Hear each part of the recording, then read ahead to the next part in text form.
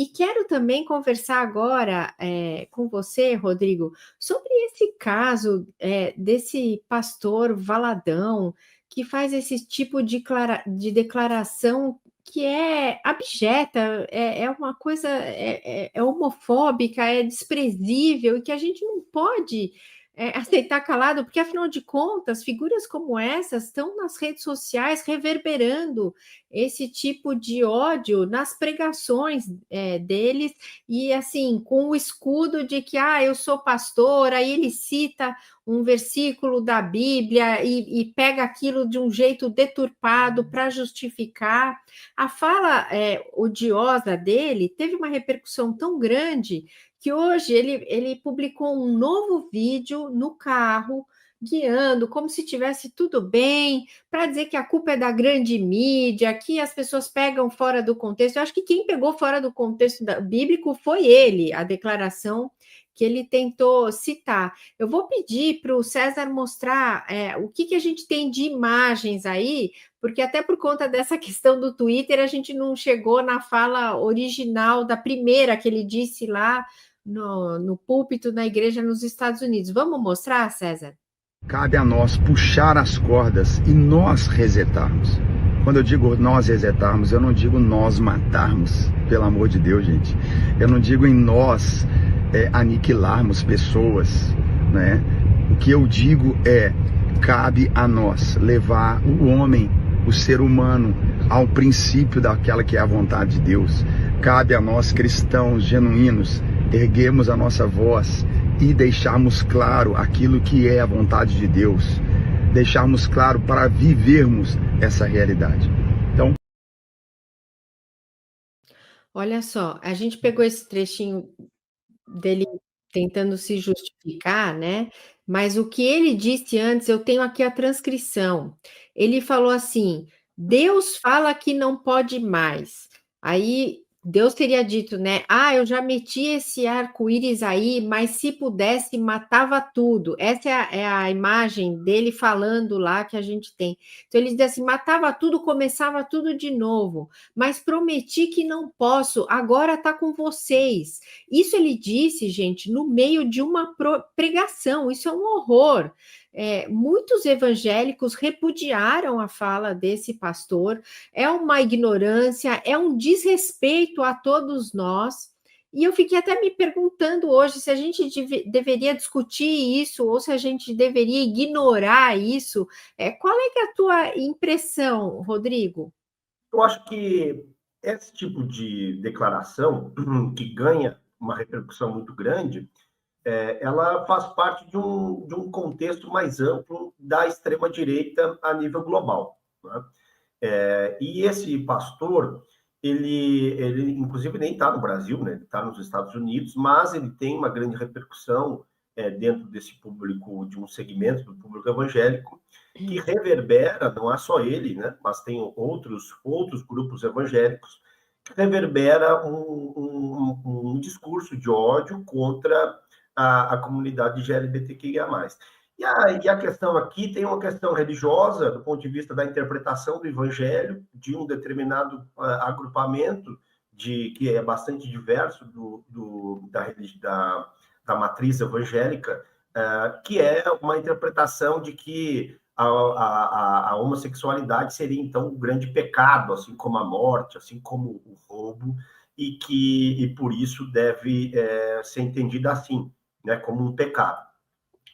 Mas essas interpretações, elas são bastante instrumentalizadas por esses grupos que são de natureza política, que são aliados à extrema-direita e que têm buscado fazer esse tipo de mobilização contra as instituições democráticas e os governos democráticos. Há uma mudança, né, uma grande mudança cultural em curso, em que esses grupos passam a reagir de uma maneira que é típica da extrema-direita, né? Incentivando o ódio e incitando a violência. Agora, eu gostei que o ministro Flávio Dino disse que vai tomar providências. A Érica Hilton, que é deputada do PSOL de São Paulo, apresentou uma representação no Ministério Público de Minas Gerais, que é onde tem igreja onde fica a sede da igreja do Valadão, e também o Ministério Público Federal, né, já disse que vai se pronunciar, porque eu acho muito fácil ele gravar um vídeo ali no carro dizendo que não foi bem assim, sendo que ele falou coisas assustadoras mesmo, né? Então, o Supremo Tribunal Federal pode sim tomar providências, porque ele equipara a homotransfobia ao racismo, não é, Rodrigo? A interpretação do Supremo, recentemente, tornou crime, né, a homofobia, fazendo essa interpretação do texto constitucional. E que, na verdade, aqui também, né, Miriam, tem um componente financeiro, né? Esses pastores, eles, acima de tudo, são grandes empresários, né? Tocam um gigantesco negócio que não é tributado, né, e passa por quase zero fiscalização do Estado, sobretudo ainda quando essas instituições se expandem para outros países, né?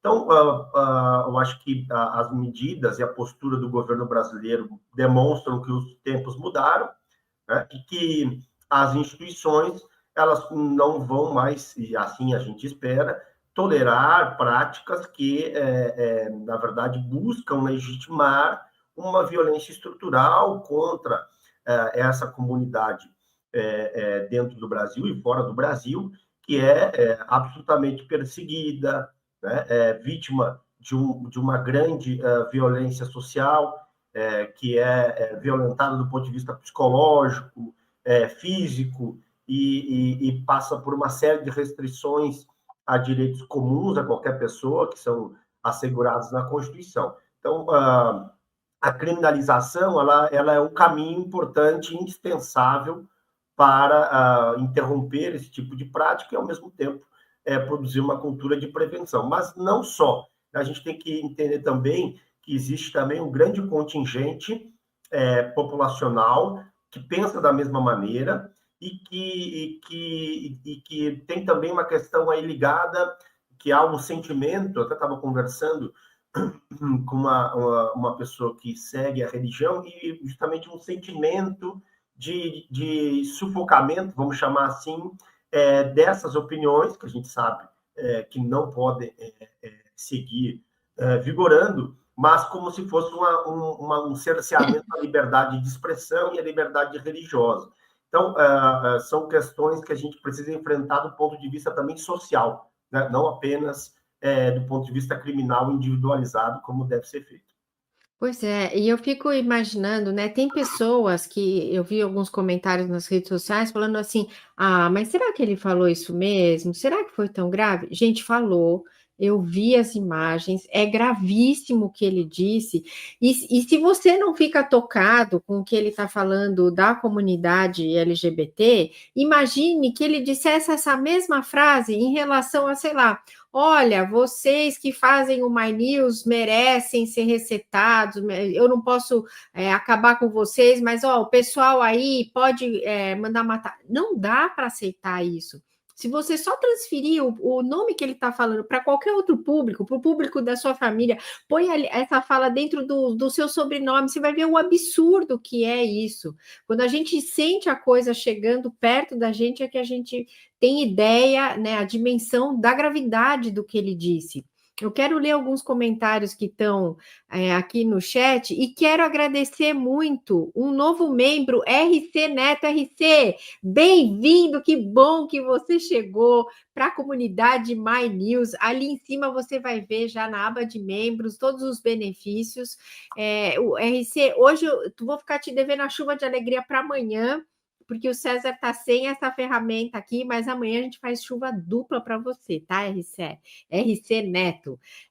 O André Ribeiro está falando, pelo que eu entendi, ele estava nos Estados Unidos quando falou aquilo. Ele pode ser preso mesmo assim? André, eu acho que a Justiça, o ministro da Justiça tem que tomar as providências, mas eu até espero que a justiça vá no bolso dele, especialmente nas redes sociais dele. Não precisa necessariamente mandar prender, senão não vai caber gente em todas o sistema penitenciário brasileiro. O que você acha, Rodrigo? Tem que mandar prender uma pessoa dessas? Não, na verdade, a gente tem uma compreensão incondicional, como mencionamos, que esse tipo de prática pode ser equiparado ao racismo, né, à homofobia. Mas, para além disso, há uma clara incitação à violência, né, que também é tipificada no Código Penal. E vale lembrar que ele é brasileiro, né? Então, eu não teria conhecimento aqui específico para afirmar como é que é a questão da competência, né? Já que ele está cometendo o ato no solo estrangeiro. Porém, como ele faz isso em redes sociais, em língua portuguesa e num perfil que reverbera aqui no Brasil, pode-se entender também que o local do crime, em razão dessa disseminação das redes sociais, também tem ocorrido aqui no território e podendo, então, ser objeto de uma ação penal. Mas, além disso, eu acho que tens razão de que, do ponto de vista administrativo e civil, a empresa, né, que é a instituição religiosa que ele administra aqui no Brasil, pode sim ser responsabilizada por o seu dirigente estar praticando esse tipo de crime. Então, eu acho que são várias formas da responsabilização e elas todas devem serem levadas a cabo, porque não é mais admissível, no pleno século XXI, esse tipo de postura de uma liderança religiosa.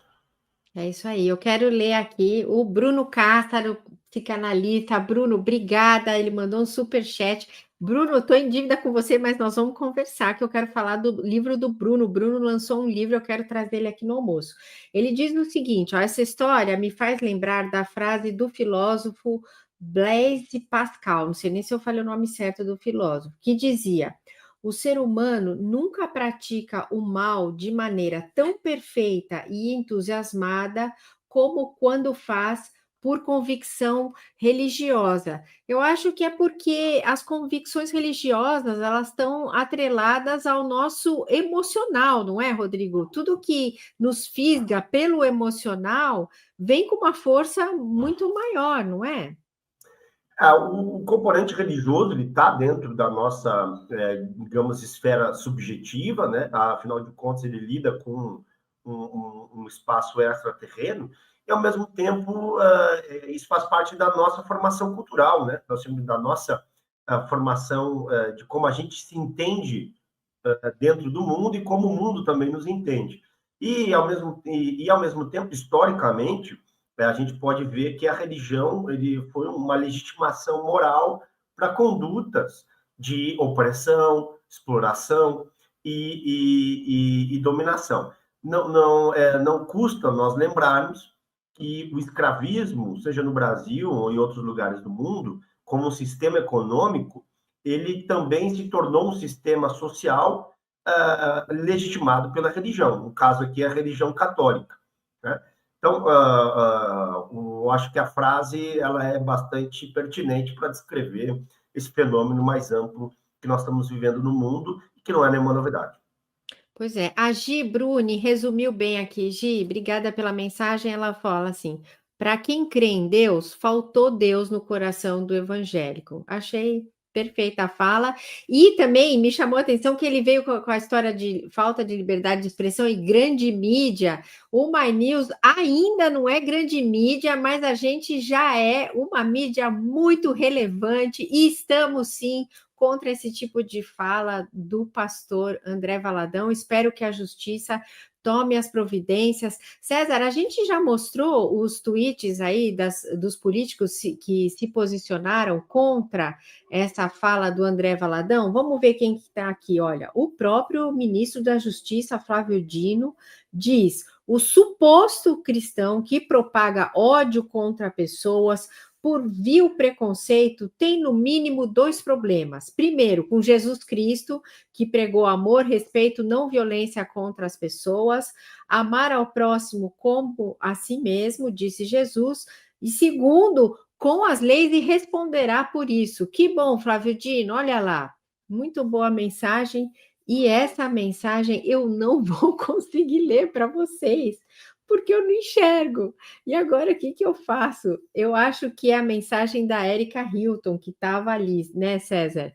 Bom, o pessoal vai colocar aqui num tamanho maior para eu conseguir ler, mas eu quero agradecer demais as mensagens, a participação de todos vocês. Estamos juntos aí nessa luta. Eu fico tão chocada, gente, porque o jeito que ele se retrata guiando um carro, assim, todo pimpão, bem para dizer, olha, tiraram do contexto e tal. Isso é de uma desonestidade intelectual tão grande, né? Porque, gente, eu até aceito que as pessoas errem, que mudem de opinião, mas não vir falar desse jeito, se retratando, né? Você vê que não tem nenhum tipo de reconhecimento do erro, nenhum tipo de humildade na fala em que ele se retrata.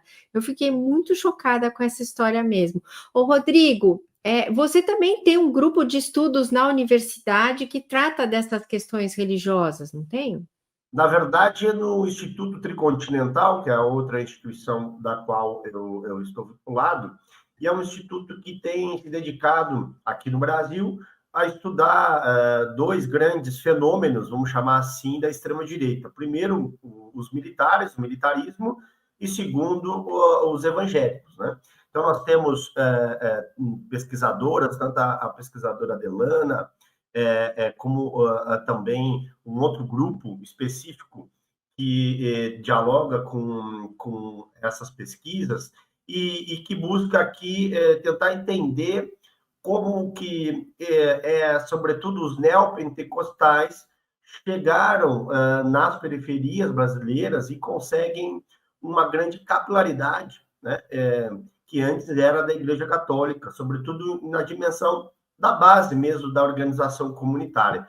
Então, conseguir entender esse processo, como se dá, eu acho que é fundamental para nós podermos traçar estratégias do ponto de vista democrático, para que esse tipo de discurso, como desse pastor, ele não se enraize do ponto de vista cultural dentro das famílias brasileiras.